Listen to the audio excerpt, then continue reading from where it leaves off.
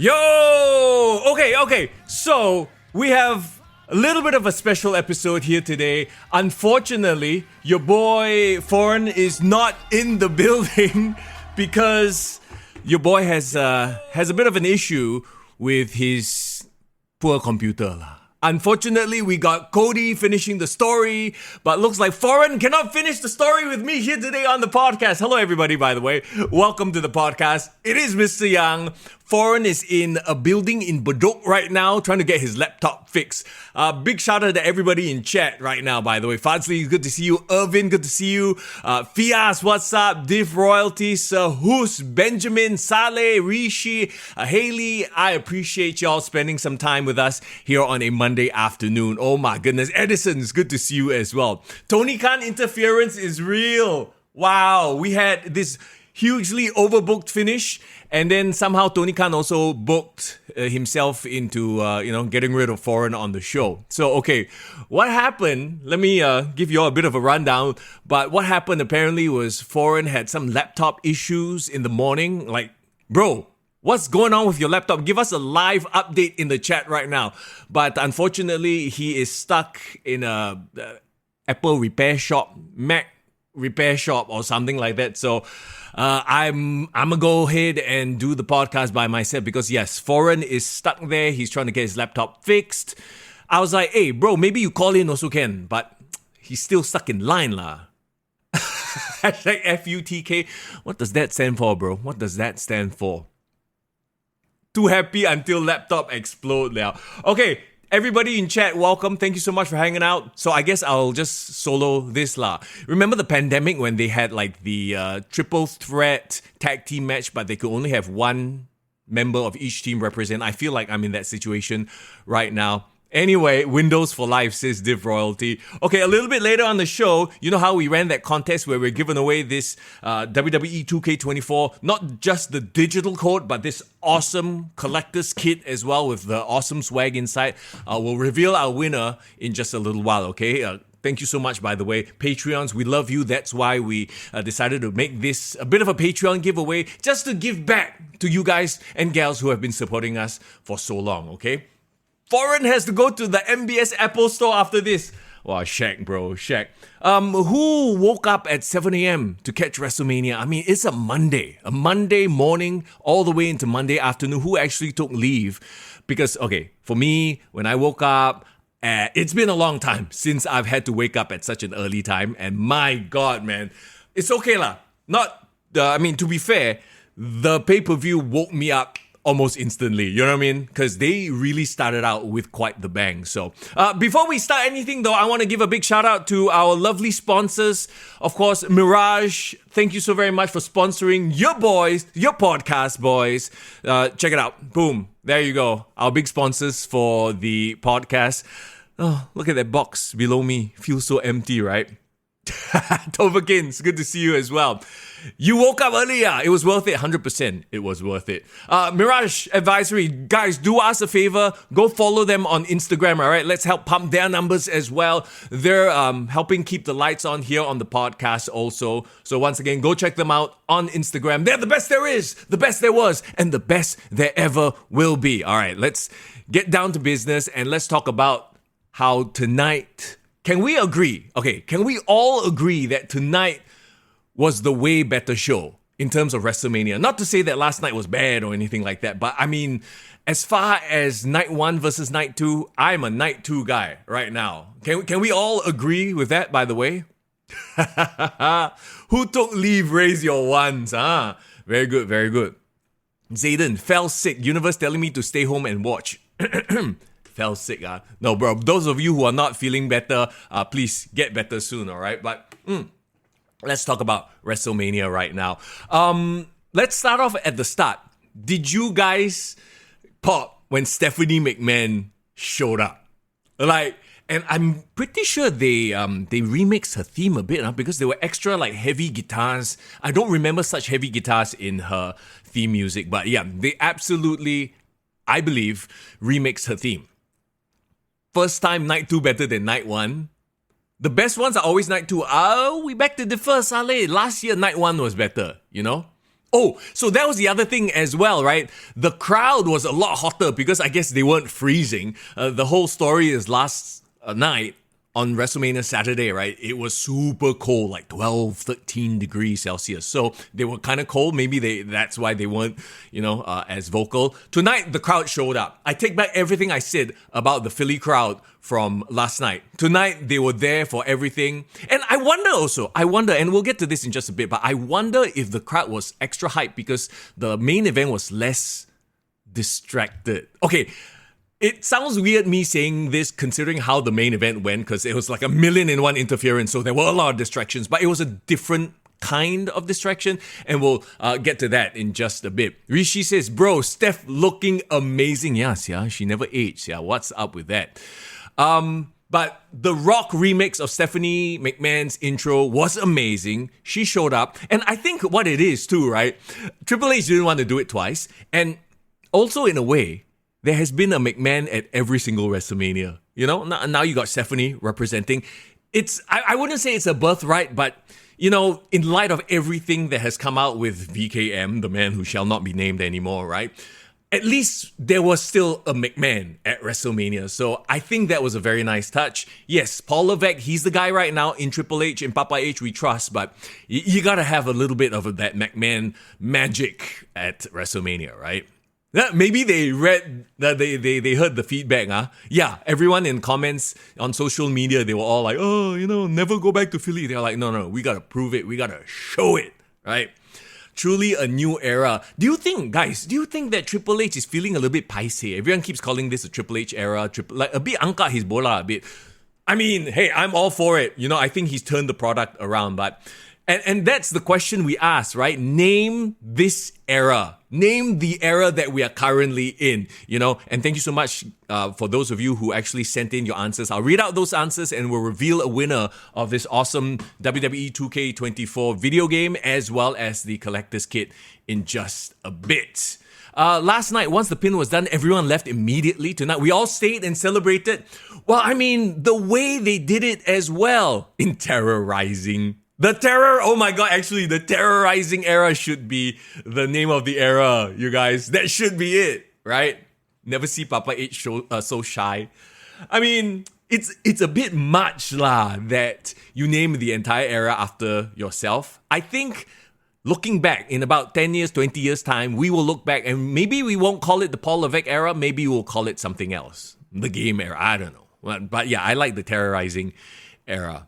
Yeah, I was watching the press con as well. He did say he a bit like paiseh, a bit malu. It is everybody's era. So then he started talking about like the production people and Nick Khan as well. So he will be like, blame Paul Heyman. The Paul Heyman era? No.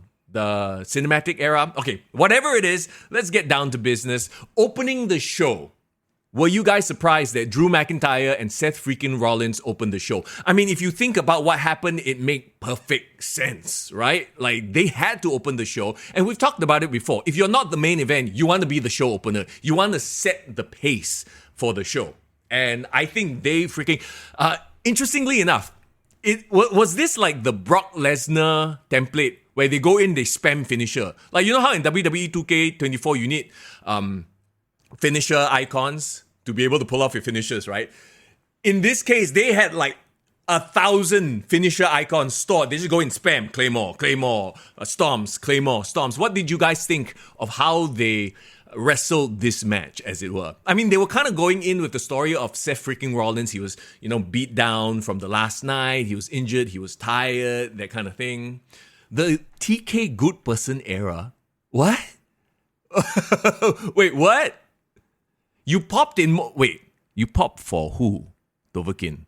I don't know what you're trying to say. I popped for Scarlett, but they want a different story, I agree. Zarifi, Drew and Seth, perfect to open the show. I thought it was a missed opportunity to have CM Punk's entrance theme played. Like, I mean, think about it. I think the crowd would have been super hyped to sing along, The TK release era, the Renaissance era.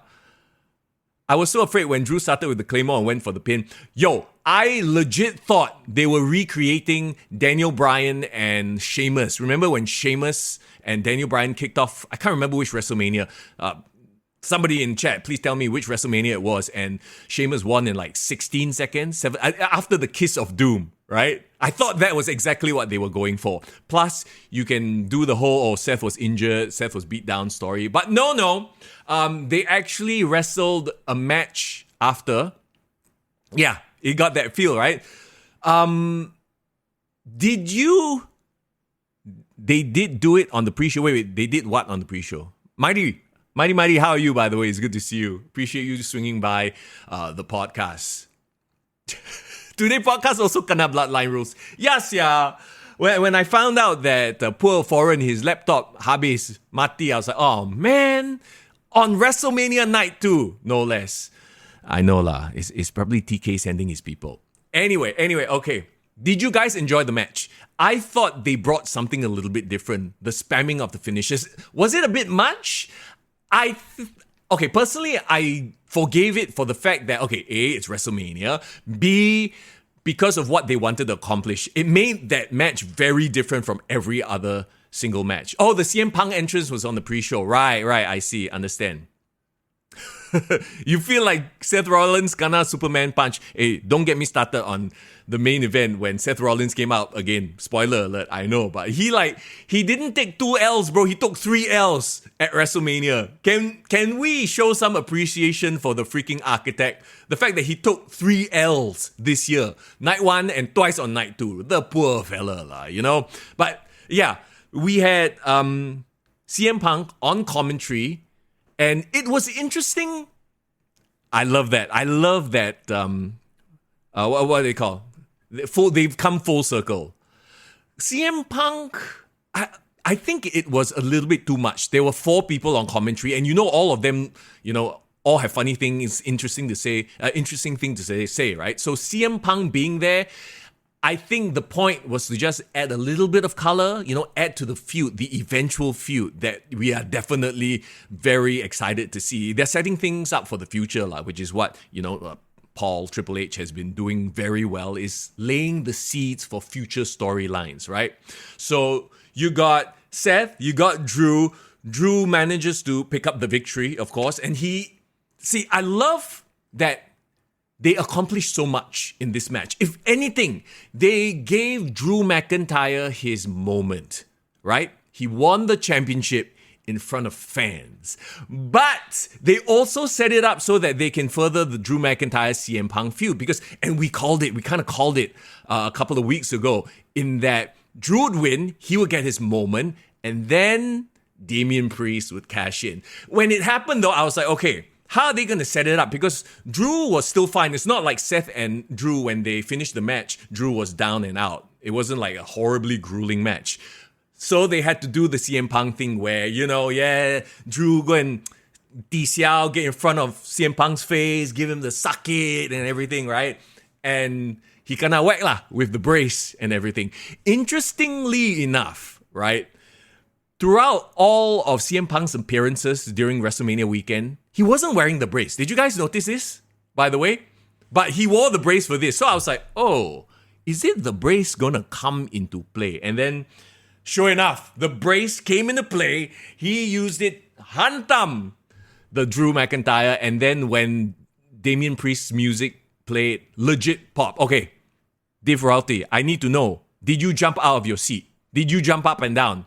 What was the decibel level of the scream when Damian Priest's music hit? So that's perfect. You see, Zayden, that is absolutely perfect. The fact that he gloated, it fits right into his personality.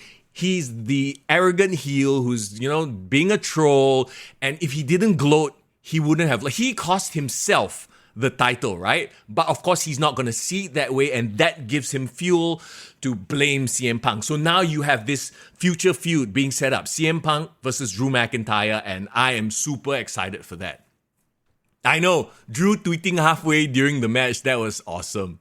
Yeah, and the act. So see, that is what makes this whole thing work, right? The fact that they pulled it off so realistically. Like, he was legit angry at him. CM Punk was like, haha. That is my problem. And we'll talk about it in a bit. But that has always been my problem with Damage Control. as much as I love all the wrestlers in Damage Control, they all cannot act. And that makes their storylines suffer.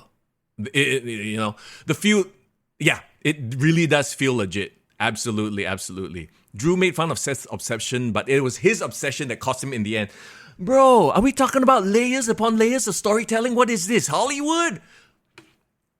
Bro, cinema era, there you go. When the cam panned to Seth when he lost and he crying, you felt, did you see that moment between Seth and Drew where Seth, was crying, right? But he was also like, I think he mouthed, "You deserve it," or something like he gave Drew his props. And for a moment, did you also feel like Drew had connected with that crowd?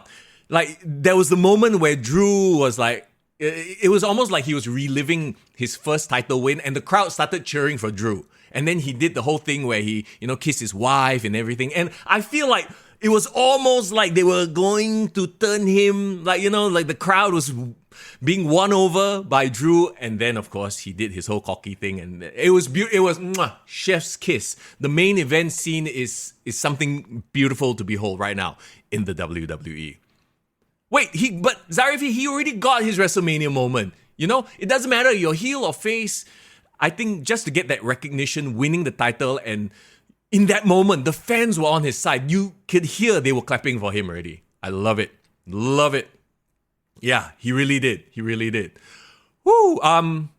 Great way to kick off WrestleMania. Like I said, I woke up at 6:30. I was like, wow. When I went on my stream, I was half awake. I could barely speak, okay? But once the match started, boom, it was all cylinders go, as it were.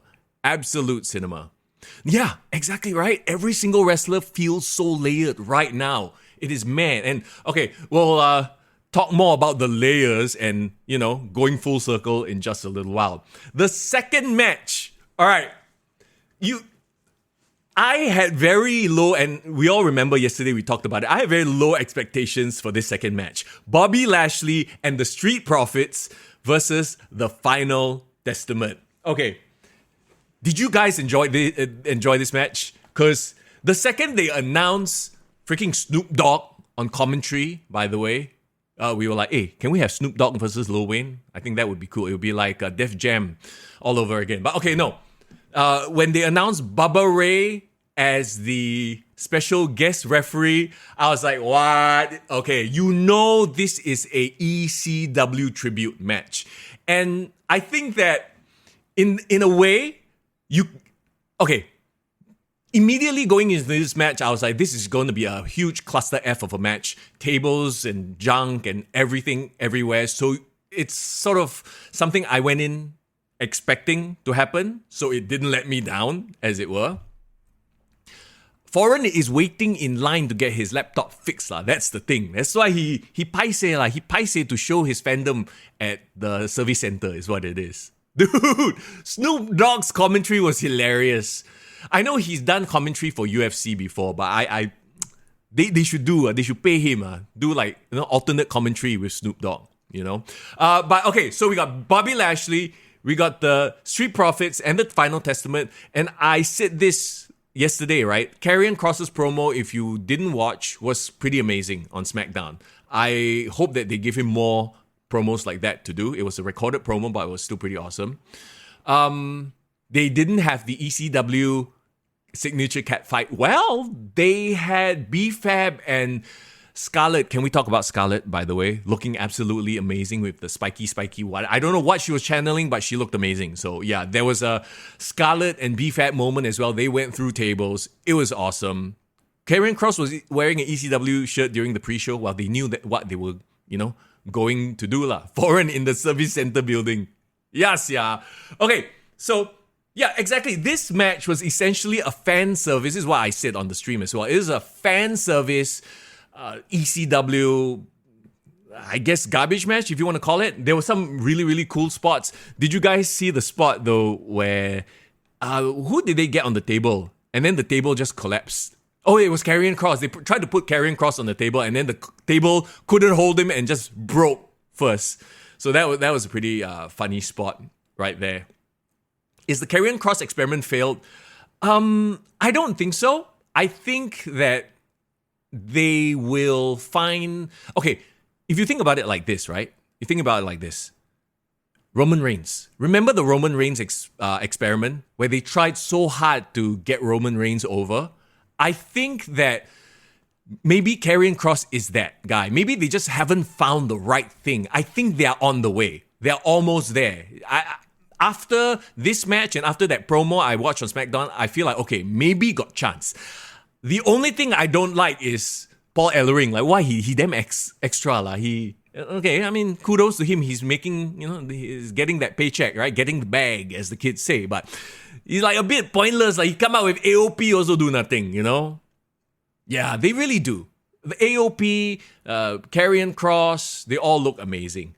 But right off the bat, you're like, okay, there's no way. And plus, you got Snoop Dogg there on commentary. It's a sponsored, and we figured it out, right? If you are a sponsor, you cannot lose one. So because Snoop Dogg was there, the sponsors were there, he's going to go party with the tribe, I guess is what they're calling themselves, Bobby and the Street Profits.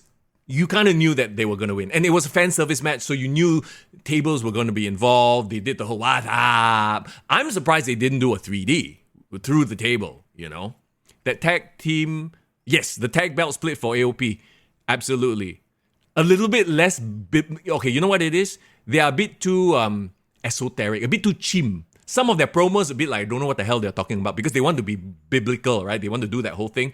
Yeah, maybe just be badasses, badass destroyers, I think that would be awesome. The Pride, yeah, I don't know about that name for Bobby Lashley and Street Profits. I will say that watching BFAB, the only survivor of... Sella, I forgot the group name. Hit Row. The only remaining survivor of Hit Row, yeah, she not ready. What little involvement she had, her and Scarlett are a bit like, a bit cha-cha lah. But they had that side Russian leg sweep table spot, so that was cool. You want to call it the Paul Levesque era? Okay. Did you guys enjoy this match? Personally, I enjoyed it for what it was. It was never gonna be a, great 5-star wrestling match. It was a good, entertaining match for where they were and what they were trying to accomplish. And if you guys notice as well, right, it's a bit weird lah. The structure of night 1 and the structure of night 2, a bit the same. Do you realize this? You start out with a championship match with recognizable names. Then the second match, you do like a, sort of a messy cluster F match with table and furnitures and stuff like that. The third match, okay, let's talk about the third match right now. And here's the thing, LA Knight, right? He is another sponsor fella. And then somehow he's a Slim Jim sponsored mascot guy. There was no way he was going to lose to AJ Styles. I am sorry. Like, you can't have him come out, he drive the Slim Jim car, and then the funniest part was the contest winners are some auntie. Can you imagine this auntie driving around this gaudy, loud Slim Jim car? You drive up to her crochet group, snap into a Slim Jim. Yeah, I know, I don't see that happening, right? She's probably going to sell the car, I reckon. But it's pretty cool. They got front row seats to WrestleMania. Like, damn shook, right? I think it was fine. They didn't need kickoff matches. I think they were probably afraid of the fact that you can't have too many matches. You know what I mean? So yeah, LA Knight, AJ Styles. Here's the thing about LA Knight, AJ Styles. Like, I enjoyed the match, but it was a bit like, after the chaos of the previous match. And to me, for whatever reason, AJ Styles is that guy that every time it comes to WrestleMania, he will have a banger match, but it's like a bit no heat. I don't know if you guys agree. Like, tell me in chat, what did you think of LA Knight versus AJ Styles? I enjoyed the match for what it was because those two, especially AJ Styles, like, especially the fact that he bulked up, he looks way more menacing. And do we like AJ Styles' new theme song, by the way? Yeah, Tobakin. I had the exact same thought. I think we need to get used to it because I low-key miss... They don't want none. It was a low-key banger, right? The new one, it was a lot more sinister. There was, I think there was rapping on it. I can't be sure, but I was just not used to it. It felt like unfamiliar, so it felt a bit but maybe it is something he wants to go with because it fits his new quote unquote heel character a little bit better, right? Oh, are you serious? I hope you're feeling a bit better, McJohn Mouse. AJ's last good feud is Joe. I'll agree to that. Yeah, man. So yeah, what did you guys think of this match? I also thought it was kind of mid. Like, I mean, see, don't get me wrong, right? Like when I say that, I say it because it was in a card full of bangers. Like it is the least memorable match, but every match in this night 2 was memorable. If you put LA Knight versus AJ Styles into night 1, I think it had the potential to be one of the best matches. Let me put it that way, right? Oh, Wendy. Yeah, and we've said this before, guys. We've said this before. LA Knight, he's like amazing on the mic. He's charismatic. He's energetic. But when his match starts, it's like, oh, okay lah. Very standard wrestler, nothing special. Which kind of sucks, right? Because you're like, oh, LA Knight needs to get his moment. So maybe that's why they feel like LA Knight, hasn't either reached his potential or maybe he's hit his ceiling. However you want to look at it. Because yes, he's electric on the mic. He's a great spokesman. He probably getting that sponsorship money from Slim Jim. Snap into a Slim Jim. But beyond that, like, maybe not main event. I don't know. Maybe one day. We'll have to wait and see. Yeah. It's a bit sad, lah. It's a bit sad, especially for AJ Styles. But he already had his time in the sun, right? He already had the title.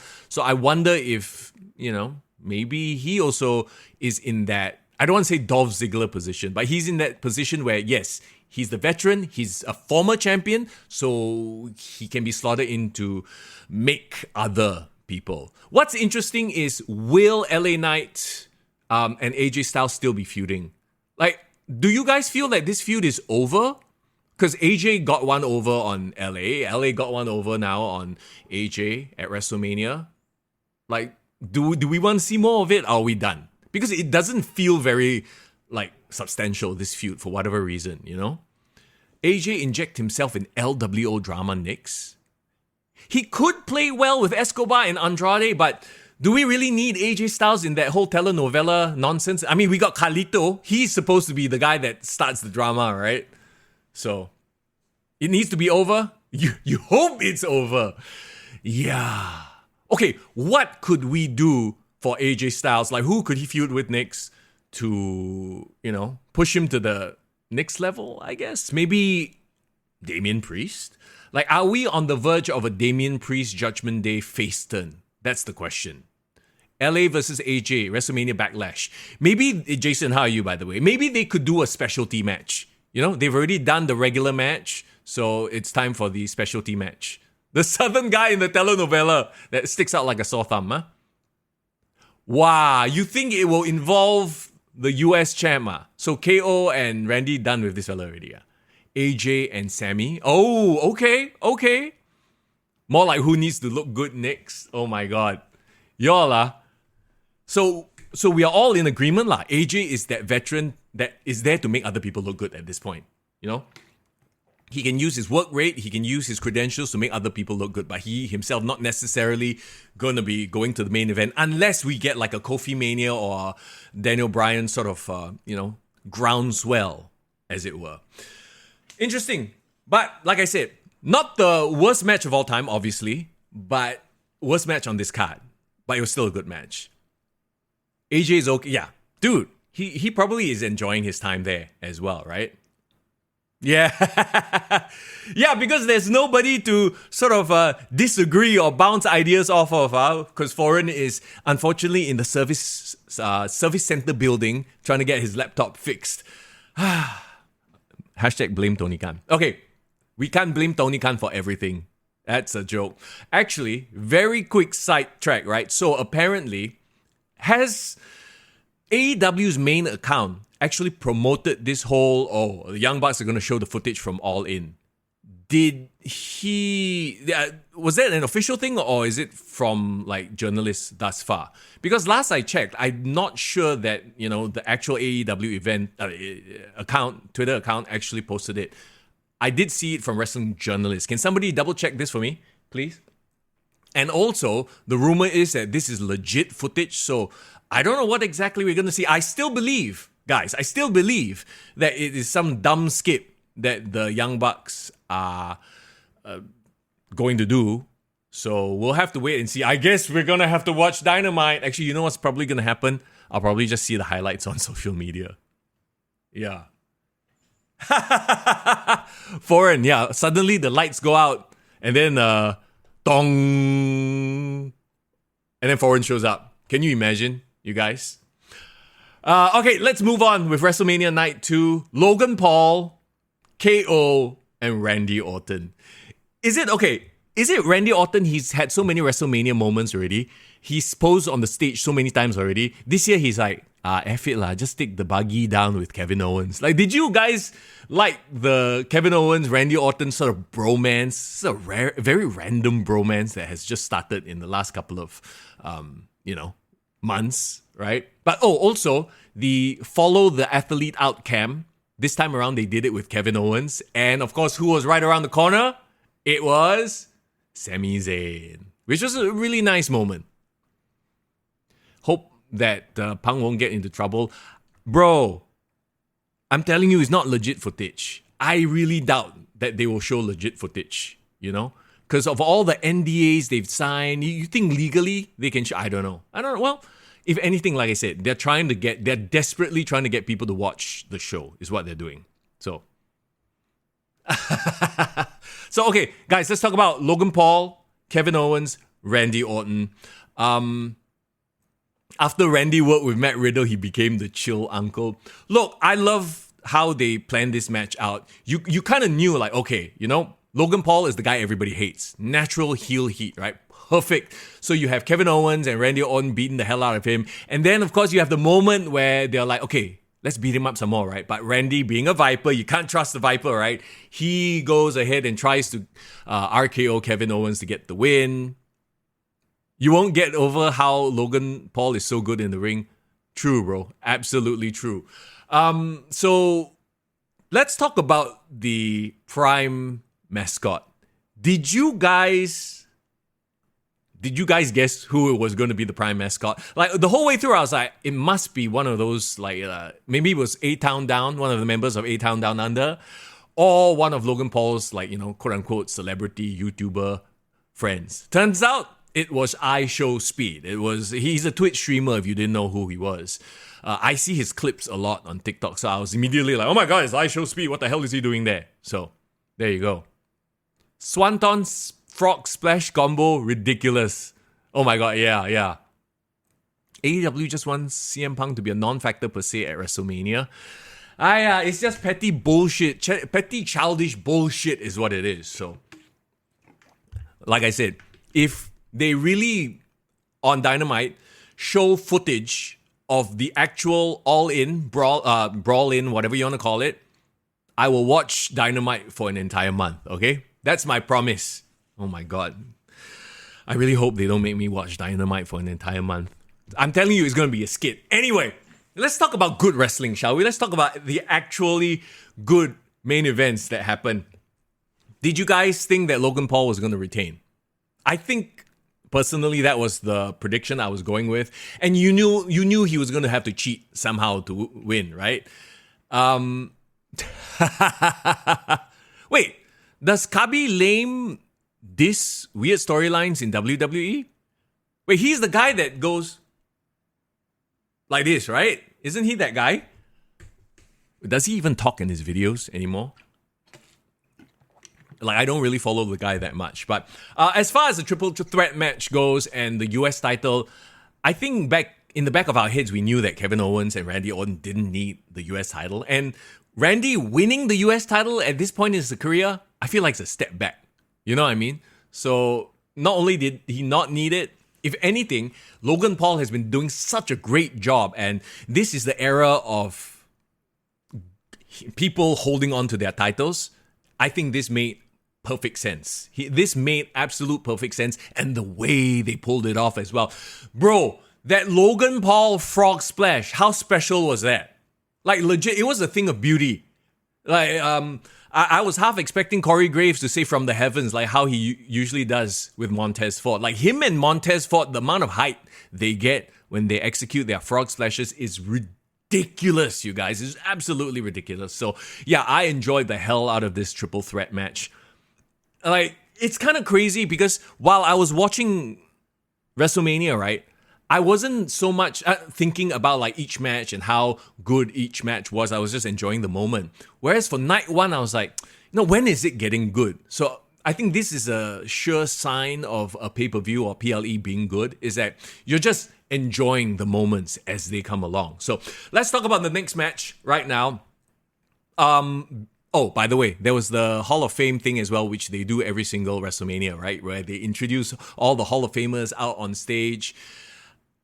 I kind of thought they would do a Bray Wyatt tribute, with Mike Rotunda, aka IRS, up there. Unfortunately, they didn't do it. Logan Paul leg day, twice a day. Probably, bro, probably. But yeah, I was kind of bummed out that they didn't do a Bray Wyatt tribute, but it is what it is. And they kept it quite short, so, I guess they wanted to keep the show moving along, as it were. Okay, let's talk a little bit about Bayley versus Io Sky right now. And I've said this before, agree or disagree. Literally, before the match, I was like, this is going to be a banger match, but the story I don't really care about. And a huge reason why is that the whole thing about, let's go back to talking about the quote-unquote acting, right? Damage Control as a group, like, I still don't get them. As a group, here's the thing. The whole idea of a group turning on an individual, it has... it's a trope as old as time, right? But it only works if the group is over. If it's a group that nobody cares about, the turn nobody is going to care about. And I feel like that's exactly what happened with Damage Control. Bayley is always going to have her fans because she's been there for a long time. And I don't know if you realize this as well. With Triple H at the helm, right? He's that guy. It seems like he's that guy that wants to... he wants to reward the warriors, the employees that have been there for a long time. And that's why he gave Drew his moment. That's why he's passing the torch over to Damian Priest. And that's why Bayley got her WrestleMania moment right now. So AEW also have their own Complete My Sticker Book storyline, Samoa Joe versus Goldust. Wait, is that the feud that they're going with right now? What happened to Swerve? Why was Paul Heyman holding the title? Bro, let him lah. He's Hall of Famer. Let him hold the title a bit. You know what I mean? Yeah. Love the Hayley Williams Shimmer package. Wait, what Hayley Williams Shimmer package are you talking about? Oh, by the way, talking about press con, did you see the press con with Jade Cargill, Naomi, and Bianca Belair? Like, I swear, the reporters didn't have time, the journalists didn't have time to ask them questions because they were just chatting, the three of them, like best friends, yeah? Absolute besties. Yeah. Damage Control, for all the layers that we've talked about with the characters, right? Damage Control really have the worst gimmick. Like, they have zero layers. I hope, honestly, unfortunately, I hope they break up, or at least they do the whole silent assassin gimmick, because this whole weird, like, dancey Japanese girls thing doesn't work for me. Oh, the pre-hype package for EO versus Bayley. We know lah, and we've said it before. The pre-hype packages are always lit. It's always legit.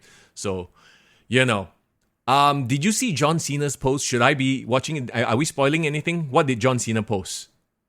Those ladies look like they have great chemistry. Yeah, originally I was not sold on them, right? Originally I was like, what are they doing? It's just, throw them together just for WrestleMania.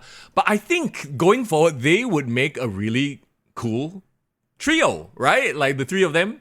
Anyway, I know it's super random. Because Bayley once asked Hayley Paramore permission to play that song at Mania. Oh, Paramore couldn't go. I see. So they do it for the package lah. Can. Drew won the Best Social Media Star Award at the Slammies. And Chelsea was stealing it. Lol. John Cena posted on Instagram a photo. It's always sunny in Philadelphia. What?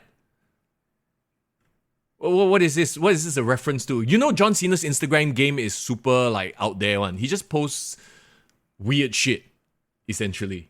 That's what he does, right? But anyway, yes. Let's get back to the match.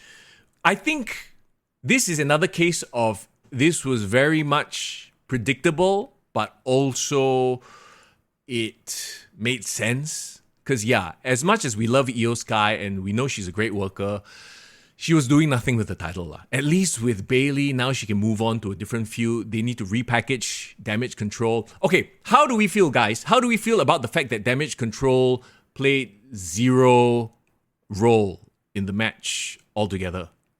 Like, absolutely, they showed up at the entrance and then they didn't show up anymore. Like, to me, logically, it didn't make sense because they are a heel group that has always helped their leader, right? So to me, that didn't make sense. But I understand it from a booking standpoint because they knew the main event was going to be Interference Central lah. You know what I mean? Like, it was absolutely going to be Interference Central in the main event. So you can't have the match before that be Interference Run-In Max. No, I get that. But my only gripe with it was, from a booking standpoint, is why didn't they just say, okay, Damage Control barred from ringside, or Io Sky turns to Damage Control and says, I want to do this on my own. I have something to prove. Like, I wish they included that to justify the logic lapse that is Dakota Kai and Kairi Sane and Asuka just not being there. That didn't make sense at all. Doc, how are you, by the way? It's good to see you. Yeah. Individually, they're all cool, but it's just not working.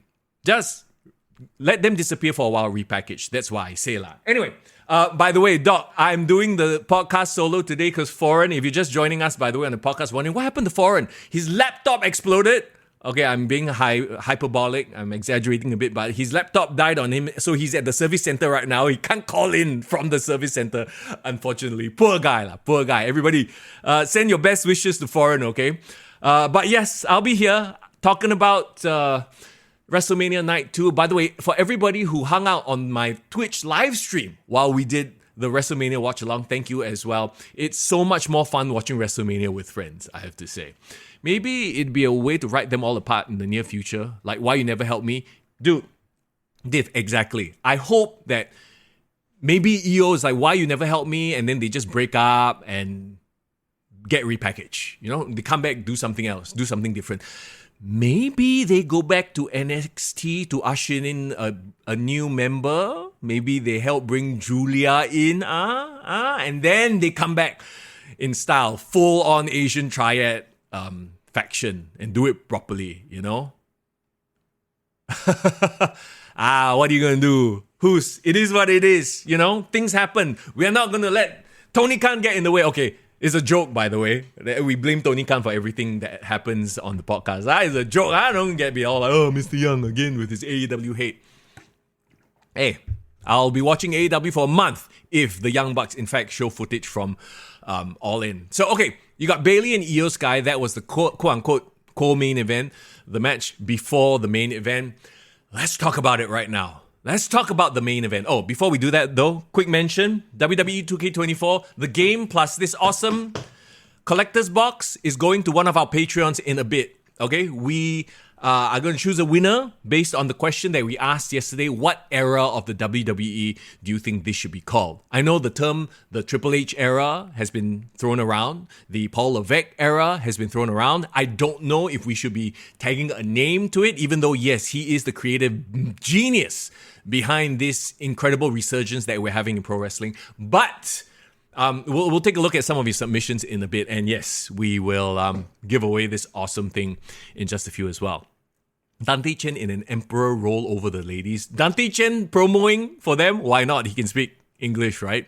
Better than them, anyway. Oh yeah, Asuka. I forgot that Asuka and Kairi are the women's tag team champions. They need to do something with that, lah. Legit. Like, they've literally done nothing with those tag team titles. Oh my god. So that's hilarious, right? Like, Roman Reigns' reign was 1,316 days. And then there was something else that ended with a 316. So we were like, hey, are those hints of Steve Austin? The 316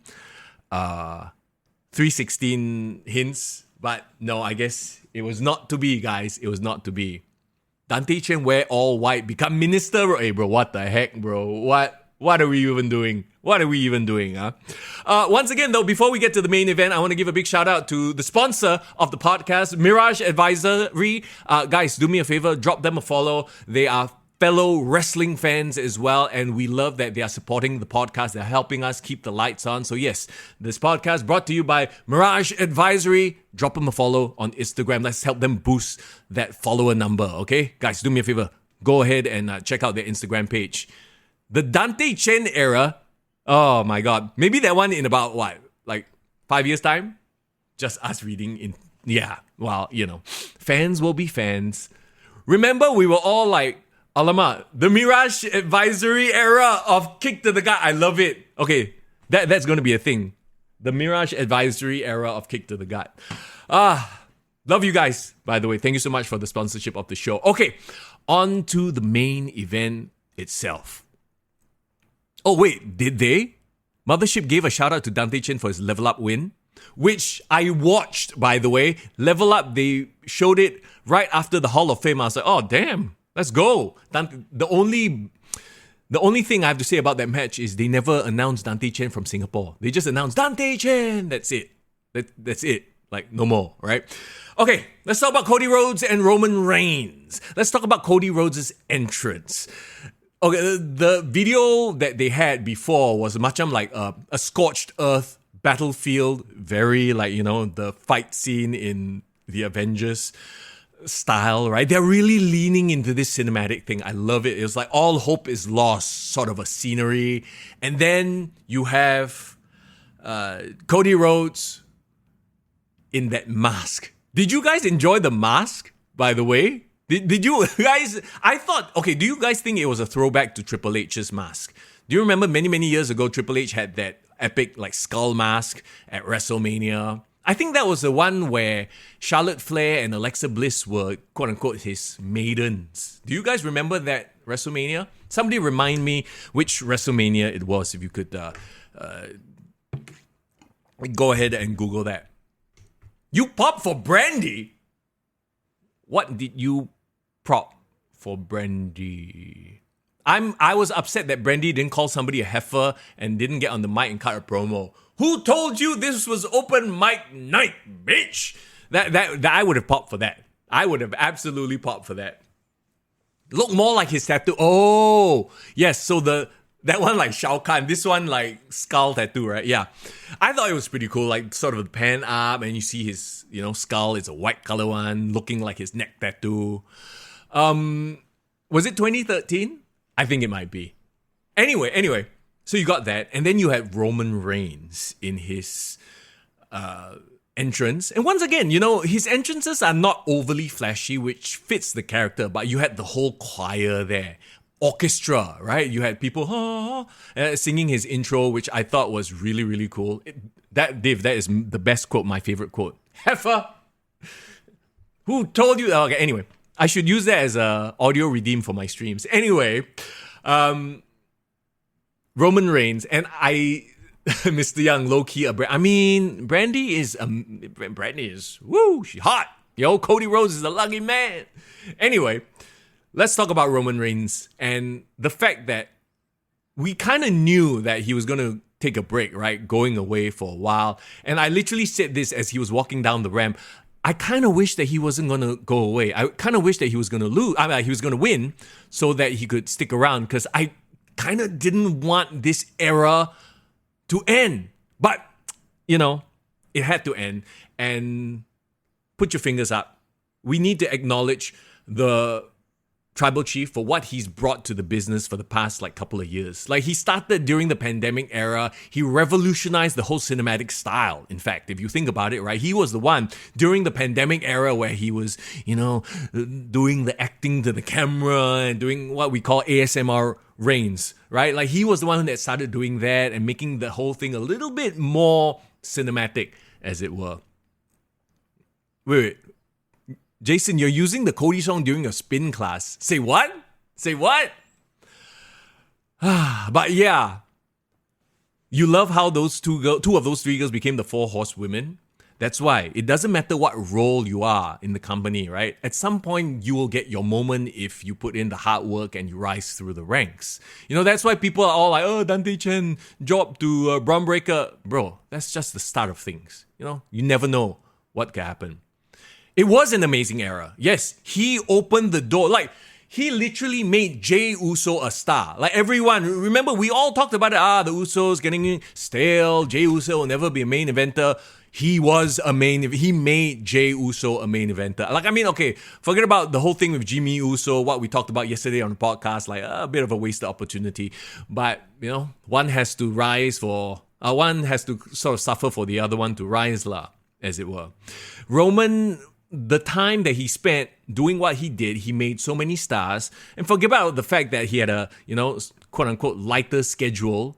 At the end of the day, it's about putting butts in seats, right? You don't have to be the workhorse champion. There are other workhorse champions, and he did it all still suffering from leukemia. If you think about it, right? He talked about it at the press conference, this is a thing he has to deal with for his life in terms of medication and stuff like that. So with that knowledge and just knowing all the things that he's brought to the game in the past couple of years, he's brought we credit The Rock, we credit Cody, for this story, blah, blah, blah, Triple H, but he was the one that, sort of, in a way, kicked a lot of this off. So, there you go. Dude, Roman Gunther, not yet. Not yet. Yeah, absolute boss. I'm scared they will keep him at jobber status forever. Oh, you mean Dante Chen, is it? That one, he's the gatekeeper of Level Up. And, being a gatekeeper is not exactly the best thing to be, but it is what it is, Oh, I see.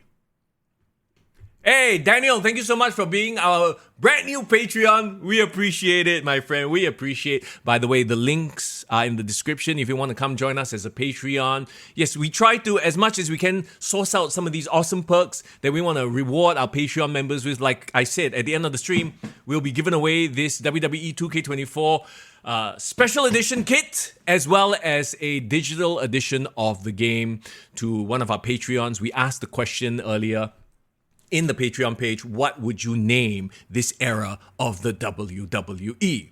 Do we think that he will hold the title for longer than 1 month? He will. He is literally the figurehead of the company right now. You're talking about Cody, right? He absolutely will. As much as we think that, The Rock is going to stick around, he's not. He has a movie to go film, right? So in a lot of ways, I feel like in the next couple of weeks, we're going to see the bloodline fall apart. Roman Reigns going to take a break. Maybe The Rock is going to disappear. But he's done his job. He's set the table for the next, and the number of storylines that have been sort of crafted for the future, if you think about it right now, it's kind of incredible, right? You have CM Punk, Drew McIntyre, you have Damian Priest, now the champion. What's Seth going to do on the Raw side of things? So they've managed to set up new, intriguing storylines for the future. Will Rock turn on Roman, for losing? That could be a thing that happens nearer to, later in the year, maybe towards Survivor Series, Royal Rumble, and then next WrestleMania. So, there you go. You set whoa as the notification tone. Yo, I'm going to change to heifer. Change heifer to my my tone. The Brandy Rhodes is going to be my new tone. Who said this was open mic night? Anyway, Cody Rhodes, Roman Reigns. Let's talk about it. Okay? You had a situation was, once again, I appreciated this main event so much more because, like we talked about yesterday, right?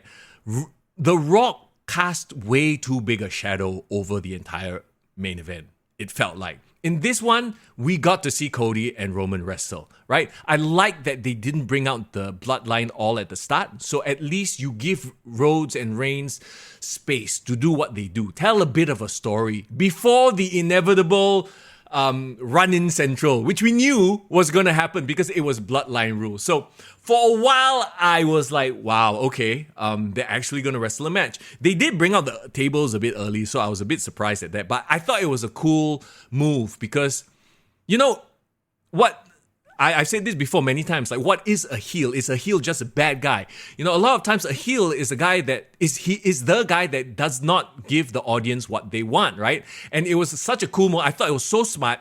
Cody went to take the table out because they knew this is a Philly crowd, ECW crowd. They love the tables. Get the tables, right? And then Roman's like, nope, put the table back. It's like, no. Like, what a simple, effective way to get heat. Not by being dastardly or anything like that, not by being a quote-unquote evil alignment person, but by not giving the crowd what they want. That is just, a smart heel, as it were. Hey, the tractor thing was once in a lifetime. I don't think they can do a tractor. And who else is going to, drive out in a tractor? Who else can pull off a tractor at WrestleMania other than Brock? Brock is busy at home doing Brock Lesnar things, right? What did you guys think of what essentially was an overbooked situation, but it was what everybody came to see? Like, I appreciated the fact that they gave us a proper wrestling match first until we are near the finish. You knew we were near the finish when Cody hit that crossroads. It was like, all right, no shit, he's gonna do it, right? And of course, you have the obligatory, everyone kicks out of all the finishers, that kind of thing. But Cody was setting up for the triple crossroads. And then you had Roman Reigns, he's gonna lose, right? So you're building the tension to that point where you're like, okay, Cody's finally gonna win it. And then Jimmy Uso. But, okay, did you guys call it? Like, the whole time while I was watching it, I was calling it. I was like, I knew what was gonna happen, but in a lot of ways, I didn't care that I knew what was gonna happen. Did you guys have the same feeling as well? It was just like one of those moments. It's like fan service moment. It's like you don't care. You just want to enjoy it, right? Predictable overbooking is fine by me. Like, so, okay. You got Jimmy showing up and you're like, okay, Jay has got to show up. And then Jay's music hit. They had a cool, off the stage into tables kind of spot, which was awesome. And then you are like, okay, when is Solo going to come out? So, okay, when Jay took out Jimmy, I was like, okay, they're gonna quote unquote do a bit of a reset, right? So there was more of a reset. They built it up again. You got to a point where Cody was gonna win again. Once again, they give you the tease, they tickle the taint, they give you the bola angkat a bit. And then Solo shows up with a big giant thumb to the neck, as we thought would happen. I thought it was a bit weird. I don't know if you guys noticed this, but Solo did seem like he was a second off. Because you could see Cody was standing there, did the crossroads, and then he was waiting a while, like, where's this fella come to stab me in the neck? Where's this fella? Wait. It felt a bit weird. Like, it felt like he was waiting for Solo. Solo took a nap, just like he did at Hall of Fame. He fell asleep under the ring. So he shows up, bam! Hits the Samoan spike, and you're like, okay, we know exactly who is going to come in to stop Solo. Do you guys think, guys, hey, Prabhu, how you doing, buddy? Do you guys think that this was the plan all along when they did the whole John Cena Solo Sikoa feud? When Solo Sikoa destroyed John Cena with the spikes over and over again? Or do you think that this was just the perfect lead-in to bring back John Cena? Like, do you think they knew? I would love to find out if they knew that they were bringing back John Cena. You were hoping for Brandy to slap Paul Heyman. Interestingly enough, Heyman didn't get involved. I was surprised. Oh, you know why, right? Actually, I know why. Because this is Philly. He is a face in Philly. Even though he's the bad guy, if anybody beat up Heyman, if Cody slapped Heyman, Cody will become a heel. So you don't want this. You know what? This is smart booking. Nobody did anything to Heyman. Heyman didn't get involved because if he did, people would boo the person that... the crowd would boo the people that got in Heyman's face. So there you go. For a moment when he didn't appear, I thought we couldn't see him. Dude, I was literally like, all right, where's Cena? Because you had the feeling, right? And Cena is at that point too. He will absolutely show up for WrestleMania. Like he's not too big. Cena has never been too big for WWE, and I love that he showed up, right? And of course, once Cena shows up, eliminates Solo, we were all sitting like, okay, it's gonna be the final boss. The Rock versus Cena. This is a feud, a classic face-off. WrestleMania main event happened so many times already, and we got the final boss. So the question is, of course, final boss shows up, and we were like, oh, is Cena? Because I was like, maybe Austin is not going to show up. I feel like Austin was on WrestleMania. Wait, was he last WrestleMania or WrestleMania before? Was he 39 or 38? I forgot already. I think it was 39. The one where he stunned Vince and then Vince like blur like that. But yeah, honestly, I don't think that getting Steve Austin back so soon is a good thing, because we just saw him a couple of years ago. Yeah, 2 years, not enough. No, absolutely not enough. I think he needs to wait a bit more, right? So you have The Rock come out and he rock bottoms John Cena. So I'm like, okay, Cena has been eliminated. I thought Cena was going to be the one that fights off The Rock, but no. So that's when I was like, okay, is it going to be Stone Cold Steve Austin? Are we going to hear the glass shatter, right? And dude, I don't know if... Exactly, bro. I feel the exact same way, Zayden.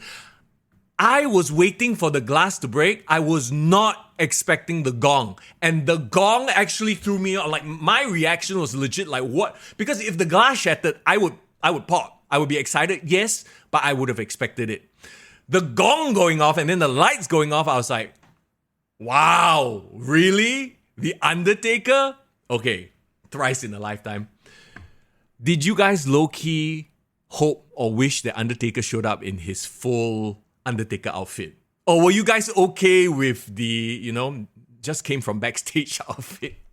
I thought he felt a bit underdressed. I'm not gonna lie. Like, he was wearing sweater all. I'm like, bro, are you in your, comfortable outfit phase? Cannot dress up. I'm like, man, okay, maybe not full on Undertaker, like with the eyeliner and the hat and everything. Maybe biker taker even. Oh, shit, I forgot. Okay. I totally, Trinex, I totally forgot. Thank you for reminding me. I totally forgot the Shield. The Shield music. Undertaker looked like he was about to rob a bank. Do they have the rights for Rollin'? Oh. Yeah, we forgot about the Shield music. So, freaking when the Shield music played, right? Like, a part of me was like, is Dean Ambrose back? Really? Because we saw Seth Rollins already, I don't know. Did you guys feel that way as well?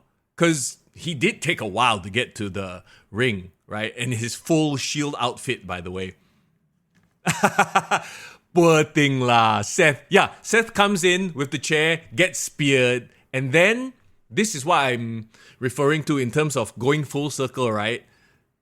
Roman Reigns gets to hit Seth in the back with a chair, just like how Seth hit him in the back with a chair so many years ago. So I love that little, tying of loose ends. The story has come full circle. Easter, it's almost as if they've been taking classes from Marvel Cinematic Universe, comic book storytelling. He was limping. Okay, was he legit injured? I read somewhere that he might have been legit injured. So yeah, there was a moment I thought Mox would show up. I'm sure if Mox showed up, he'd be bleeding already. But yeah, it was an amazing moment. The chair shot moment was a nod to us diehards. I think to most casuals, they probably would have been whatever, okay, that was a cool thing that happened. But to us nerds who pay attention to this shit, we're like, yes, he paid him back. There you go. Yes, Seth came out to help Cody. Unfortunately, like we were saying, Seth poor thing. Night 1 lost. Night 2, he was in the first match, he lost. And then he comes out at the end of the night, he literally did nothing. He came in, got speared, got hit in the back with a chair, and that's it. Poor thing lah. Easter egg era, there you go. Yeah, can you imagine the most random thing? Jon Moxley shows up, he's bleeding already. Like, hello! But no Jon Moxley, it was Seth. And then the gong. You have the Undertaker there looking badass. But like I said, I wish Undertaker put on a bit more eyeliner and maybe, wore a leather jacket instead of the sweater. The sweater doesn't do it for me. Sweater makes him look like, an uncle. You know what I mean? Just some random biker uncle show up, make mean faces, choke The Rock, and The Rock took a very nice bump as far as the choke slam is concerned. Seth, yeah, at the end of the day, technically Seth was instrumental in helping Cody finish his story, right? Bleeding, that's the TK era. And then, of course, finally it's one-on-one. Cody finally gets Roman to himself, and he manages to pull it off. No more interference. Cody finishing the story. Now, let's talk about what happens after Cody wins. What do you guys feel about Samantha Irving adding emotion into her announcements? Because I have to say, right, I was of two minds about it. I was like, announcers should be like, I think we are very used to Howard Finkel. Remember, like Howard Finkel, no matter what happens in the match, his announcement would be very professional. Tony Chimmel, all the announcers of the past did their announcements perfectly, like professionals. Samantha Irvin, though, she did it for Sami Zayn last night when Sami Zayn won the Continental title, right? And then she absolutely did it here in the main event, Cody versus Roman Reigns. She started cracking up. Like you could feel the emotion, like she wanted to cry. She was so happy, right? Last night I was in two minds about it because of the history of announcers.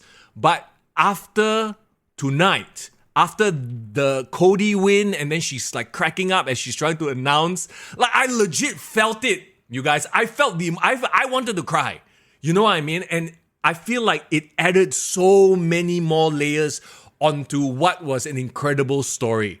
She's great, yeah. I've been swayed to the, I guess, like, can we call it the ASMR era, the emotion, the emotions era? She was crying. It was on TikTok, was it? Dude, I would have lost my voice as well, you know? I mean, Sammy had his moment last night already with Gunther. And Triple H said it so well. Like, the best, what they do is they bring the emotion. And you can tell that is his goal now. Not just to put on crazy matches. Yeah, you're going to have crazy matches. You watch WWE Speed for that. In a way, do you think that WWE Speed is trying to just take away viewership from AEW? Because they're putting on like crazy-ass acrobatic matches on Speed with Ricochet, with Reed, and all those like fancy flippy guys, right? So yeah, you have that. But the main event, the shit that's going to put butts in seats is this emotional, the Crybabies era. Stop it lah, Parsley. Don't be so bad. You know, I don't even mind that as a name. The Crybabies era.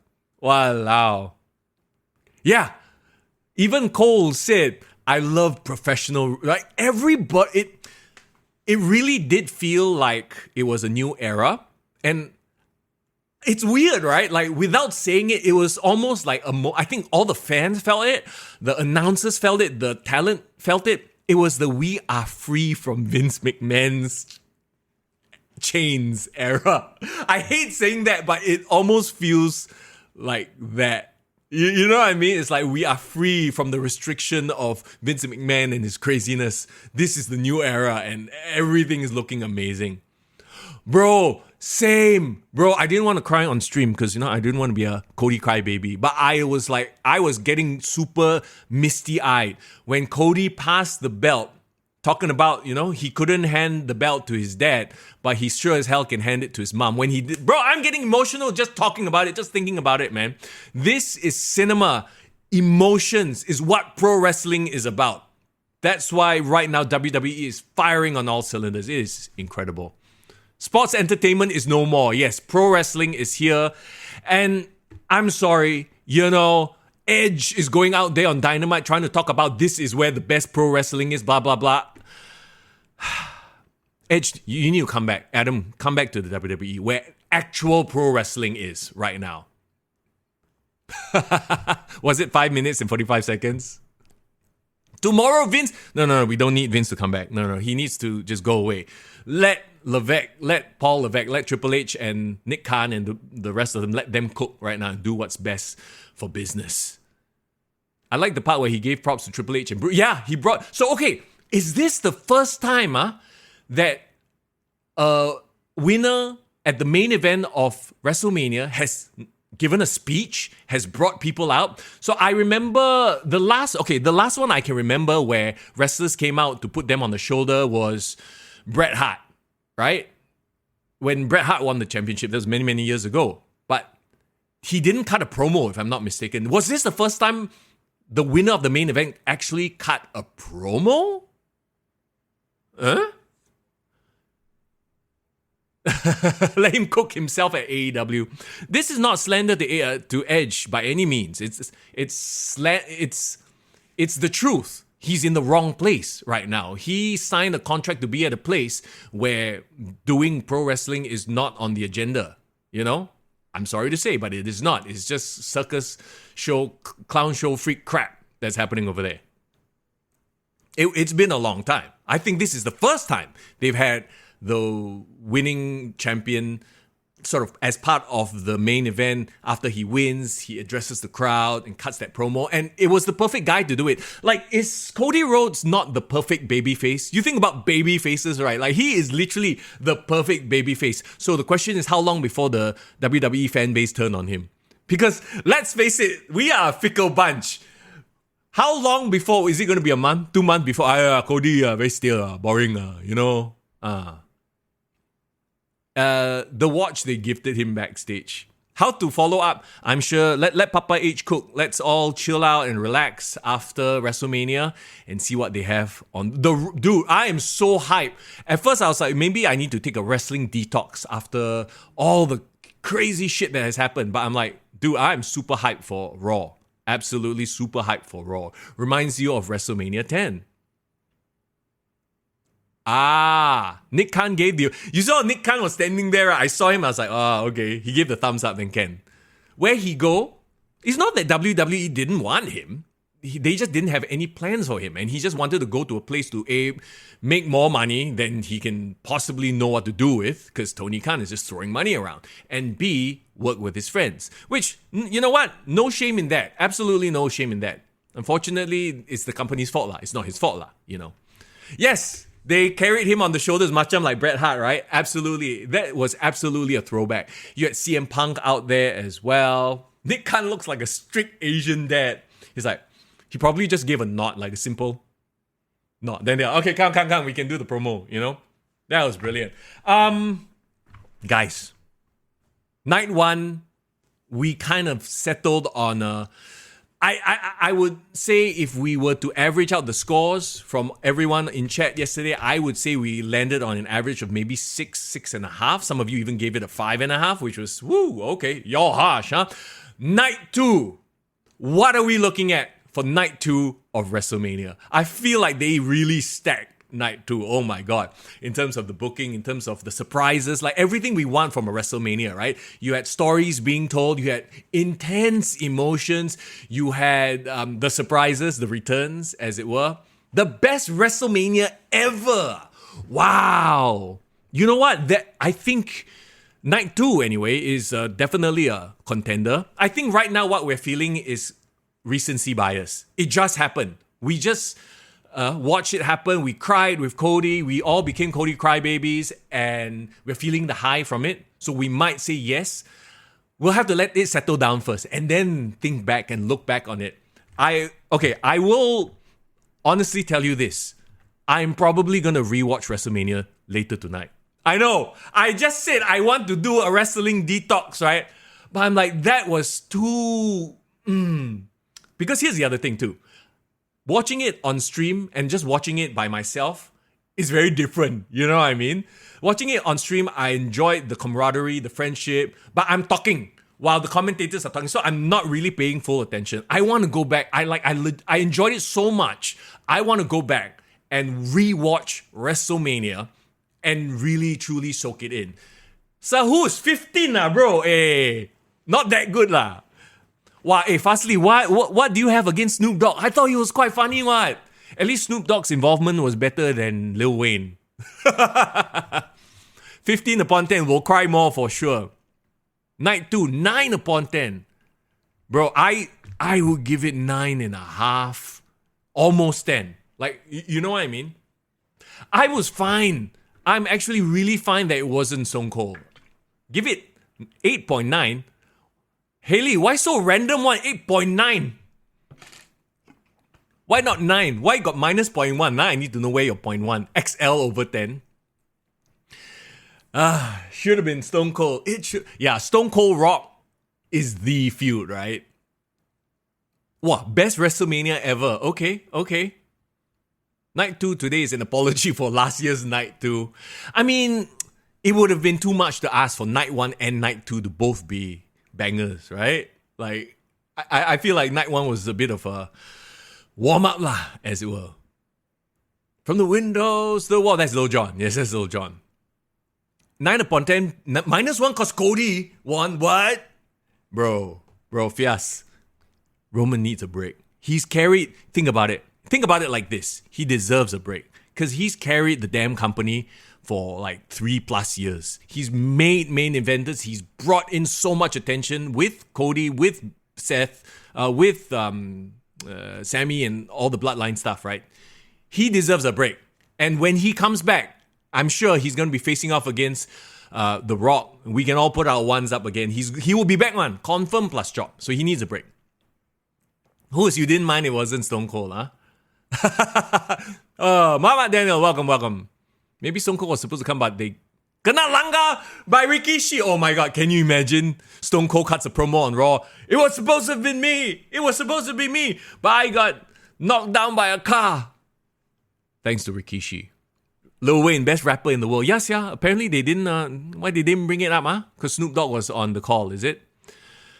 But yeah. Why are you salty about Sammy? Sammy had his moment on Night 1. And he won too. Amazing match with Gunther, by the way. Oh yeah. But here's the thing. The crazy thing is they're only getting started. It's like a new era, right? Of this newfound storytelling. And the best part is now they have been, it's like confirmed, this emotional storytelling works. So this is what we're going to go with. So because it worked, we're going to get more of it. And like Triple H said, like Steph said, like this is just the start of things to come. And I think a lot of the emotion, yes, it's a work, right? For the storyline. But I think a lot of the emotions were real as well because they all realize we are heading into a new era without the constraints of the previous era. And it's a good time to be a wrestling fan, y'all. It's such a good time to be a wrestling fan. Okay. You know what, Fias? That's a conversation for another day. I just want to live in the moment. Can we live in the moment right now? And just appreciate the fact that Papa H's long-term storyline has paid off. 2-year storyline. Remember Cody losing last year's WrestleMania? Everyone's like, the WWE really fumbled, really dropped the ball. I'm like, hey, let Triple H cook. Let Triple H cook, The Brainbuster! My bro doesn't want the tag team titles to split. What? WrestleMania, okay, you can explain it in that, how they've always said, I don't know if you guys remember this, but they've always said Undertaker is the conscience of the WWE. I'm pretty sure JR has said it before. So you can argue that, Undertaker wasn't going to let The Rock corrupt the WWE, like, him being the evil boss and stuff like that. So, rewatch from the start later, bro, you'll understand. Wait, what? Oh, yeah. Foreign's laptop exploded, so unfortunately I have to tank the entire review. Foreign will be back on the podcast next week, though. Everybody, thank you so much for hanging out. And once again, for everybody, thank you for hanging out on the Twitch as we did the live stream. So essentially, I've been here talking about wrestling since 7 a.m. Wow, piang. You know what? I couldn't think of a better thing to do, especially on WrestleMania weekend. Yeah, Undertaker came out to lead. He is the Wrestler's Court guy also. So it makes, you think about it like that, you structure it like that, it makes perfect sense. Undertaker is the conscience of the WWE. He came out to make sure that The Rock wouldn't corrupt what was an amazing main event. So there you go. Oh. So I saw that Jacob Fatu was signed by the WWE. So a part of me was like, are they going to debut Jacob Fatu? And I'm kind of glad that they didn't. Because a lot of the audience, A, wouldn't know who he was, right? So I don't think it would have had that pop. And I think it would have diluted, A, his introduction, and B, what actually went down. So it was fine. It was absolutely fine. the true leader of the locker room. Oh, yeah. That's exactly who Mark Calloway, aka The Undertaker, is. So I think so. Yeah, Foreign, absolutely, I agree. I'm excited to see how Papa H books a babyface champion in 2024. Will he get stale quick, or are they going to throw more things, more obstacles in front of him? Tribal War leading to WrestleMania. You know what? That's exactly what I think is going to happen. WrestleMania on Netflix. Get well soon, Foreign's laptop. First time I've seen a get well soon Foreign's laptop comment in chat, but it is what it is. Okay. We'll get a Kang Dynasty Secret War next. Oh my god. Come, let's spend another hour talking about what Marvel has in store for us in terms of the Kang Dynasty Secret. Oh no, I'm kidding. We won't do that. We'll just do it on my regular podcast. But once again, before we get down to giving away some really awesome swag, I want to give a shout out to the sponsors of our podcast. Yes, Kick to the Gut is in the Mirage Advisory era right now. Thank you so very much for not just keeping the lights on, but supporting our content, supporting our love for pro wrestling, and just being there for us. So once again, guys, do me a favor, go to Mirage Advisory on their Instagram page. Hey, drop them a follow, yeah? And drop us a follow on our Instagram pages, on our Discord as well, where, sometimes if you're watching pro wrestling alone, it's fun, but it's not as fun as discussing it with your fellow wrestling fans, right? Be sure to join our Discord where it's always popping off, especially when there are pay-per-views, be it New Japan, WWE, AEW. By the way, I don't know if you noticed this, I can't remember which press conference it was, but somebody mentioned fans, and then they made the comment, oh yeah, we can say fans now. Like, it's not just the WWE universe. They can actually say the terms pro wrestling and fans. Once again, another nod to the new era where they aren't bound by Vince McMahon's rules and stuff like that. So there you go. Rock versus Taker, maybe. Rock versus Triple H. I think, okay, you know what it is, Mama Daniel? I feel like it is a case of the old guard coming back to do just, short stints. They don't need to be sticking around. That's the thing with these veterans, and I think a lot of them are smart enough to realize they don't need to come back and do a 1 year storyline. They can come in, do 3 months, do 5 months, because they don't want to wear out their welcome. They understand that they need to be promoting the newer characters, the newer wrestlers. That's why we're seeing a resurgence with WWE right now. A lot of the up and coming guys and gals are so hot because they've introduced them and told great stories about them, so you're invested in them. It's all about emotion. It's emotions. The emotions era, that's what I want to call it, personally. But, okay, last order of business right now, before I absolutely lose my voice. I have to go on air tonight, people. I'm going to lose my voice. Okay, so we got this right now. Boom. This is the WWE 2K24 awesome collector's box set, whatever you want to call it. The contents, we posted about it on our Instagram page. If you haven't seen it, you can check out the TikTok or Instagram. So I won't do an unboxing here on camera because we've seen it already, right? But we promise to give this away to somebody that is subscribed to our Patreon, plus a copy of the WWE 2K24 video game for your platform of choice. So you PlayStation, you Xbox, you PC, up to you. We will get you the correct code, okay? That will be a digital copy. But right now, I want to take a look at some of the entries that have come through, right? And this one was a combat.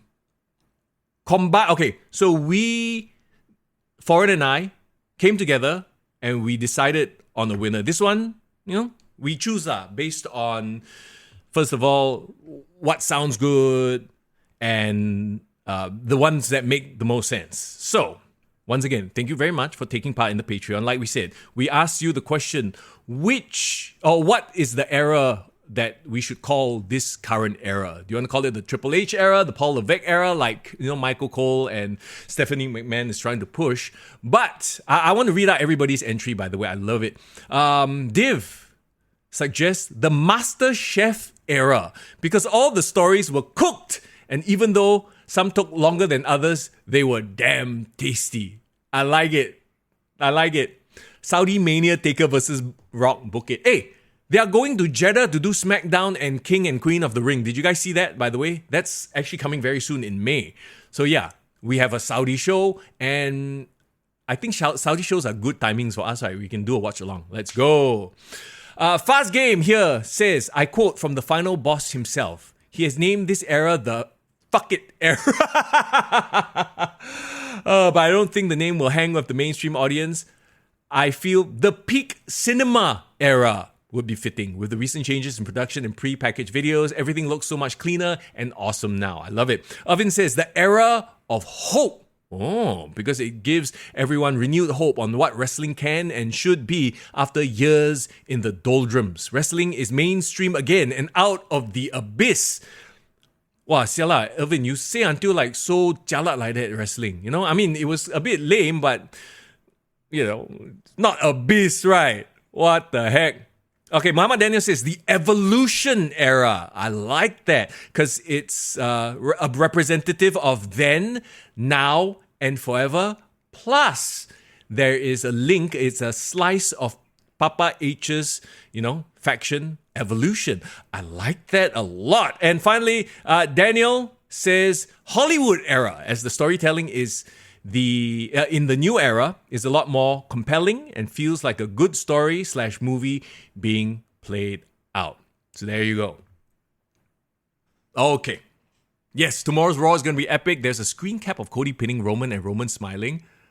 Is there really? Okay, please share it on the Discord, okay? I want to see it. Dude, all y'all are super poetic. I wish I could give every single one of you a game code, a bit of the prize as well, but we had to. It was a very hard choice, okay? But Foreign and I put our brains together. Foreign all the way at the Mac Recovery Center, wrecking his brains to help me figure out a winner. But I want to say congratulations to Muhammad Daniel! Hey, congratulations, my friend Muhammad Daniel, who suggested the evolution era. Because yes, not only has the product evolved, right? You talk about then, now, forever, by the way. Then, now, forever, the little preamble that comes before the show. The new one is super amazing. It's literally a universe, right? I think that must have been the plan, the theme for it. But it was like a universe. You see all the superstars like constellations. Freaking amazing. But yes, Mama Daniel. And of course, it's evolution. It's an evolution of the business. Not only that, but Triple H is super involved in this era, and he was, of course, the head of Evolution as well. So it works lah on so many levels. I actually low-key wish that they would adopt this name instead of the Triple H era, because that went a bit too on the nose. But once again, Muhammad Daniel, thank you very much. I'll get in contact with you to find out what version of the WWE 2K24 game you want to pick up, and we'll work something out lah. Maybe we go makan and I hand you this box. How about that? Oh yeah, it's absolutely perfect. But that being said, okay, I need to go and get my lunch. I need to go rest my voice before I go to work. Thank you so very much for hanging out, ladies and gentlemen. Once again, if you were checking out the watch along on Twitch, thank you for hanging out with me. It's been a long morning, but a fun morning as well. Here on YouTube, thank you so very much for hanging out after WrestleMania. Evolution is a mystery. Anyway, guys, we will be back. Oh, I'm losing my voice already. Like Samantha Irving, I'm losing my voice. I'm a Cody crybaby. We will do the podcast again next week. We'll be back with more wrestling.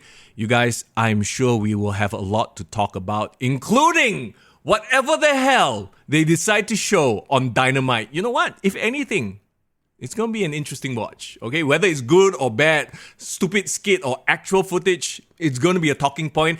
And when there's stuff to talk about in wrestling, it's good business for us, if you know what I mean. Okay, yes, wrestling is absolutely cool again. Thank you, Papa H. Thank you, WWE.